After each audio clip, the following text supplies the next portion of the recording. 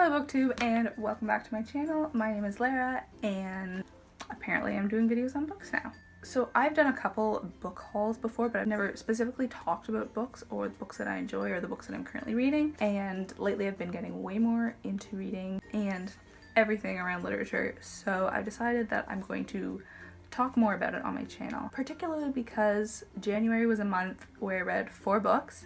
And I don't know if I've ever done that before. It was a combination of reasons. Some things like time pressure. One book I had to go back to the library. One book I was reading for a book club, so I had to get it done. But anyways, I thought I'd talk a little bit about what I read this month. So I only have 2 of the 4 books with me here, but I will insert a picture of each of these books. So the first one was Eating Animals by Jonathon Saffron Foer.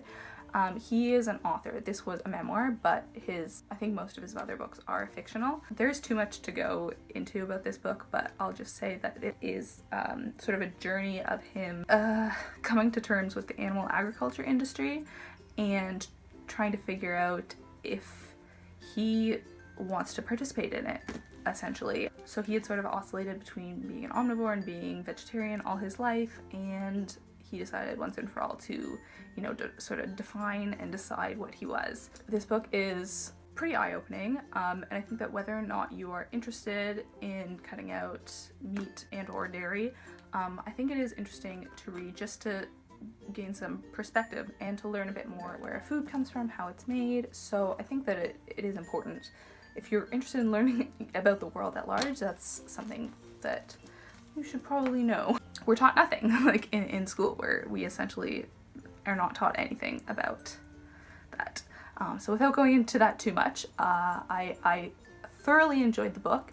It opened my eyes, and I would give that one 5 stars for sure. Moving on to the next book, quite a bit lighter. This was The Life-Changing Magic of Tidying Up by Kondo.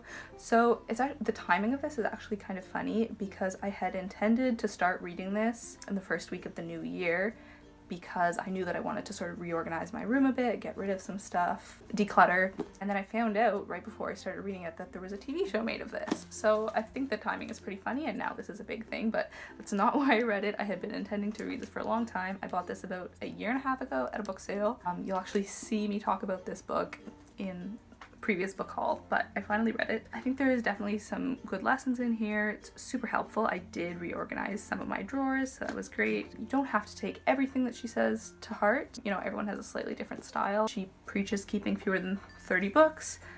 You might disagree with that. Take it through your own lens and take the lessons that you want from it. But this was super helpful. This I would give 3 stars.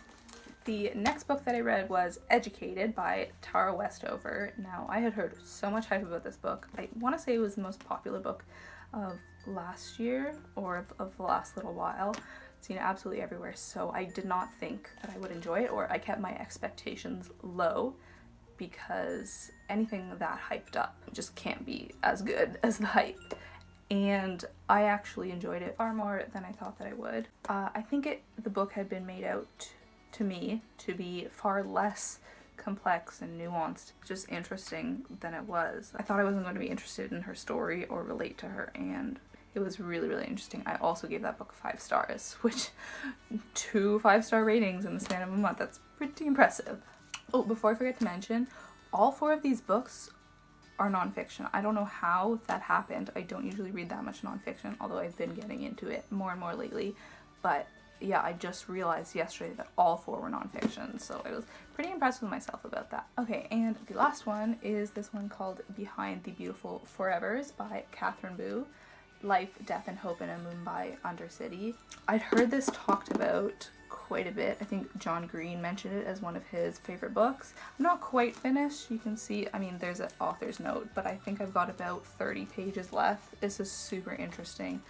Also very eye-opening. I think this is important to read. There's just a lot that I didn't know about slums in India, and the sort of juxtaposition between the rich and the poor and how close they live, how physically close they are to each other. I'm just finding that a really, really interesting story. I don't know if it still counts as a story, but I'm really, really enjoying this. This one I'm going to give 4 stars when I'm finished.